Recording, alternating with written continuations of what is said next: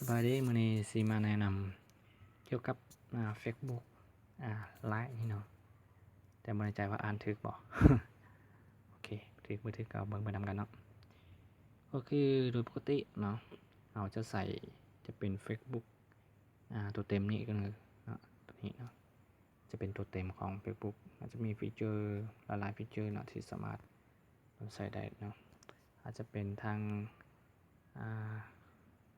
เขาว่าจังไดนี่สตอรี่โอเคสตอรี่อย่างต่างๆนี่เนาะเพิ่มเติมได้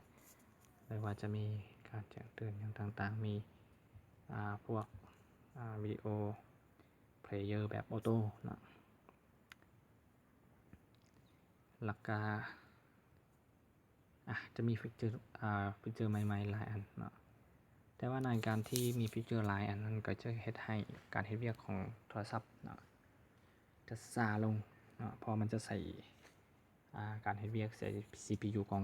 โทรศัพท์หลายขึ้นแล้วก็จะดึงข้อมูลของ Data อินเทอร์เน็ตหลายขึ้นเนาะก็คือจะมีการสิ้นเปลืองหลายอย่างสิ้นเปลืองทางระบบของเครื่องโทรศัพท์และข้อมูลอินเทอร์เน็ต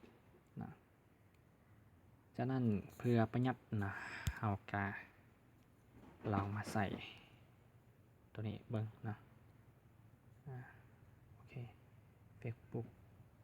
ไลน์นี่เนาะมันก็สามารถใช้งานได้หลายยูเซอร์นะลองเอาแบบเอาเนาะสามารถแอดเข้าหลายยูเซอร์ได้นะฉะนั้นก็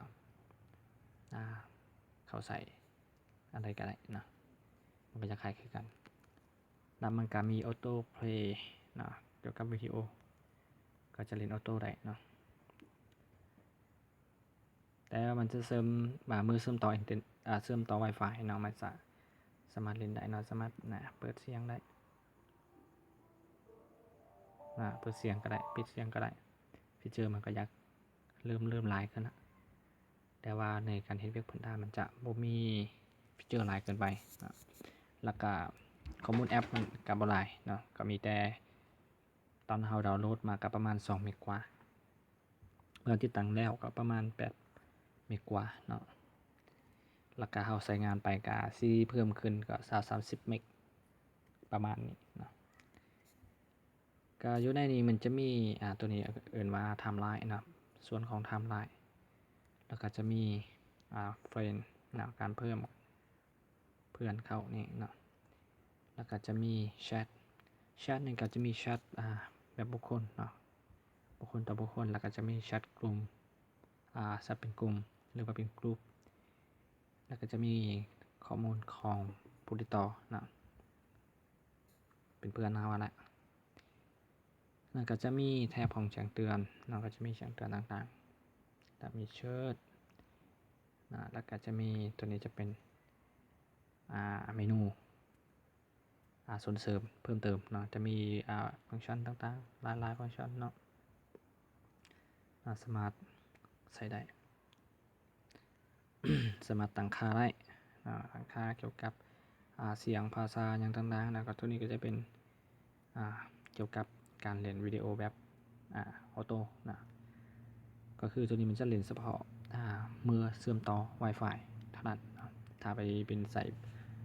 ข้อมูลมือถือปกติมันก็จะบ่เล่นออโต้ให้ก็บ่เป็นหยังนะเพื่อประหยัดข้อมูล Data อินเทอร์เน็ตแล้วก็อาจสิเฮ็ดให้เครื่องมันบ่เฮ็ดเวียกหลายเกินไปสำหรับเครื่องที่สเปคต่ำนะแล้วก็มีเงิน Data น้อยว่าซั่นซะก็สามารถมาใส่แอปตัวนี้ได้แอป Facebook เนาะโอเคส่วนหน้าตานี่ก็จะเป็นลักษณะธรรมดาอาจจะบ่มีลีลาสีสันใดที่อลังการเกินไปเนาะแต่เฉพาะที่ผู้คนที่มักใส่Facebook แต่ขาด Facebook บ่ได้แต่ว่าถ้าใส่ตัวเต็มมันก็จะหลายเกินไปโทรศัพท์บ่รับได้นะก็ลองมาใส่ตัวนี้เนาะมื้อนี้ก็สิมีการแนะนำสำนี้เนาะเป็นทางเลือกให้สำหรับบุคคลที่ อุปกรณ์บ่พร้อมเงินเติม Data บ่พร้อมสามารถประยุกต์ใช้โอเคสำหรับเขาเข้าใจสำหรับเบิ่งวิดีโอตัวนี้นะจนจบขอบใจ